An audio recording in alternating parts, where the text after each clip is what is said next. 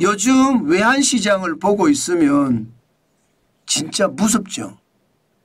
원달러 환율이 폭등했다가 폭락했다가 충격적인 실상이 실제로 벌어지고 있습니다. 오늘도 한번 보실래요? 어제만 하더라도 원달러 환율은요 거의 10원 가까이 올라가서 1461원까지도 올라갔습니다. 그런데 오늘은요 1453원으로 또 떨어졌어요. 어제는 10원 가까이 올라가더니 오늘은 6원 7원까지 또 툭 떨어졌다는 뜻이에요. 원달러 환율이라는 건 여러분도 알다시피 외국에서 대한민국 경제를 바라보는 가늠지표다 이렇게 이야기할 수가 있거든요. 그런데 환율이 하루는 폭등 하루는 폭락. 대한민국 경제가 그렇게 진짜 어렵다는 뜻으로 해석할 수밖에 없거든요. 야, 시장 제가 아무리 시장을 보더라도 도대체 이런 시장이 있을까 싶을 정도로 무섭습니다. 저도 말입니다. 매일경제TV MBN 때 거의 말입니다. 경제 쪽에서만 한 30년 가까이 일을 했습니다. 완전 30년도 넘었네요. 그런데 요즘 같은 외환시장은 저는 겪어보지도 못했습니다. IMF 때도 외환시장 이 정도는 아니었거든요. 글로벌 금융위기 때는 더더욱 아니었고요. 코로나 팬데믹 때는 여러분들도 보셨잖아요. 그런데 지금은요 시장이 완전히 말입니다. 난리도 아니에요. 실제로 원달러 환율을 결정할 수 있는 게 미국의 달러의 가치거든요. 달러의 가치가 달러 인덱스라고 이야기할 수 있습니다. 달러 인덱스는 6개 통화 대비 달러 가치를 나타내 주는데 이게 100이 넘으면 달러가 강하다, 강달러라고 이야기합니다. 6개 통화는 유로와 엔화, 파운드와 캐나다 달러, 스웨덴의 크로나 그리고 스위스의 프랑입니다.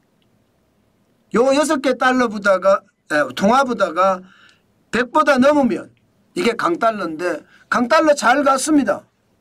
그런데 2025년 1월 13일을 보면 109.96에서 그죠? 109.96에서 곤두박질 치죠. 3월 11일 현재 103.28이에요. 그러니까 달러의 가치가 지금 굉장히 많이 변한다는 뜻이에요. 강달러 그것도 일반적으로 초강달러다 이렇게 이야기하는 킹달러 있잖아요. 킹달러.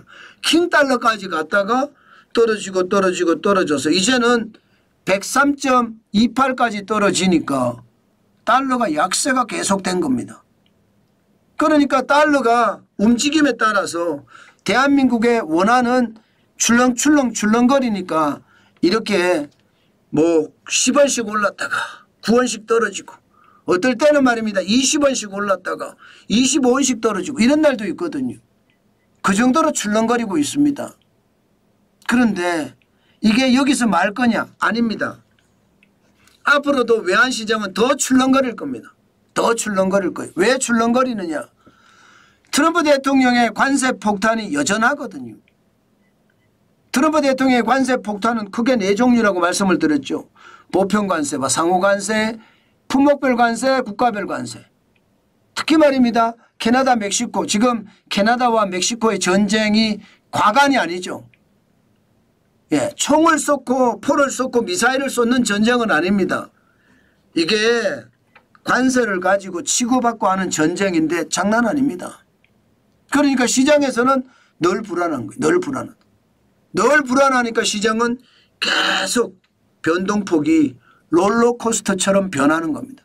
롤러코스터 아시죠? 올라갔다 내려갔다 올라갔다 내려갔다. 지금 그 분위기가 나타나고 있는 겁니다. 그만큼 심각하다. 그러면 우리는 어떻게 행동해야 될까?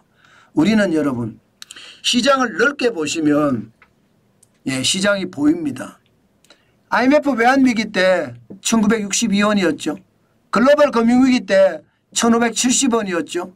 지금 1470원대입니다. 역대로 보면 세 번째, 역대로 보면 세 번째. 외환위기, 금융위기 그리고 지금이에요. 그러면 여러분 우리가 어떻게 해야 될까요? 위기의 강도가 굉장히 높다. 이렇게 인식을 하고 IMF처럼 금융위기처럼 코로나 팬데믹처럼 우리는 행동해야 됩니다. 그게 우리가 살 길이에요. 그게. 만약에 돈이 많으신 분들은 뭐 달러를 계속 사도 되겠죠. 여유가 있는 분들은 자산 포트폴리오를 갖추는 자산 포트폴리오. 예, 부동산도 있고 주식도 있고 채권도 있고 외환도 있고 금도 있고 이렇게 자산 포트폴리오를 갖추는데 달러가 필요하다. 저는 그런 식으로 생각을 하는 거고요. 그냥 내가 여유다 자금이 없어. 예.